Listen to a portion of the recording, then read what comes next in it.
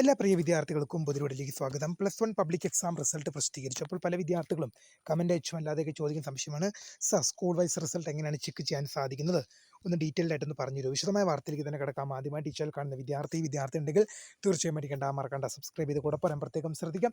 Subscribe ചെയ്തപ്പോൾ notification ബെല്ലുകളുള്ള option enable ചെയ്യുക. Channel videos നിങ്ങൾക്ക് ഉപകാരപ്രദമാണെന്നുണ്ടെങ്കിൽ തീർച്ചയായും ഒന്ന് ലൈക്കും കൂടി ചെയ്യുക. അതുകൊണ്ട് നിങ്ങളുടെ സുഹൃത്തുക്കളിലേക്ക് ഷെയർ ചെയ്ത് കൊടുക്കാനും കൂടി പ്രത്യേകം ശ്രദ്ധിക്കാം.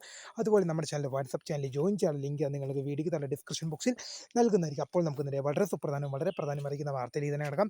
+1 പബ്ലിക് എക്സാം റിസൾട്ട് 2025 റിസൾട്ട് പ്രസിദ്ധീകരിച്ചു. നിരവധി വിദ്യാർത്ഥികൾ കമൻ്റ് അയച്ചു ചോദിക്കുന്ന സംശയമാണ്, റിസൾട്ട് വന്നിട്ടില്ല.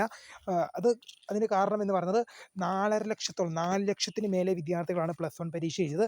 ഈ 4 ലക്ഷത്തിന് മേലെ വിദ്യാർത്ഥികൾക്ക് റിസൾട്ട് പരിശോധിക്കാനെന്ന് പറഞ്ഞാൽ ഒറ്റ വെബ്സൈറ്റ് മാത്രമേ ഈ 4 ലക്ഷത്തിന് മേലെയുള്ള വിദ്യാർത്ഥികൾക്ക് വെബ്സൈറ്റുകളായിട്ട് റിസൾട്ട് പരിശോധിക്കാനുള്ളൂ.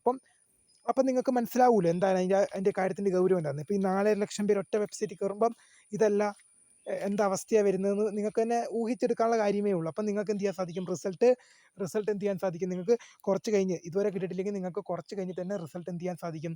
ചെക്ക് ചെയ്യാൻ സാധിക്കുമെന്നുള്ളത് വിദ്യാർത്ഥികൾ ഓർത്തിരിക്കാം.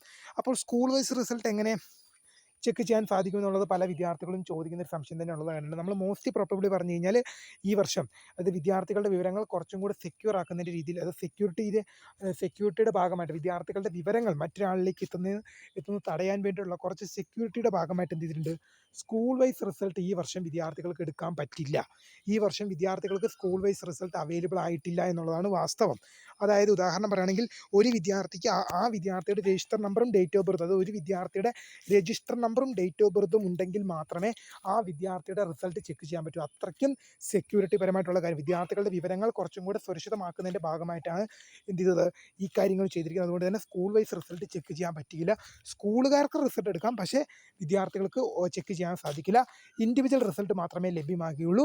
അപ്പോൾ എന്തായാലും സ്കൂൾ വൈസ് റിസൾട്ട് ചെക്ക് ചെയ്യാനുള്ള ഓപ്ഷൻ ഇല്ല. അത് കഴിഞ്ഞ വർഷം വരെ എന്ത് ചെയ്യുമായിരുന്നു? നമുക്ക് ഏതൊരു സ്കൂളിലെ രജിസ്റ്റർ നമ്പറും ഡേറ്റ് ഓഫ് ബർത്തും ഉണ്ടെങ്കിൽ നമുക്ക് കഴിഞ്ഞ വർഷം വരെ ഏതൊരു സ്കൂളിലെ രജിസ്റ്റർ നമ്പറും ഡേറ്റ് ഓഫ് ബർത്തും ഉണ്ടെങ്കിൽ നമുക്ക് സിമ്പിളായിട്ട് എന്ത് ചെയ്യായിരുന്നു? ആ വിദ്യാർത്ഥികളുടെ റിസൾട്ട് നമുക്ക് എടുക്കാം.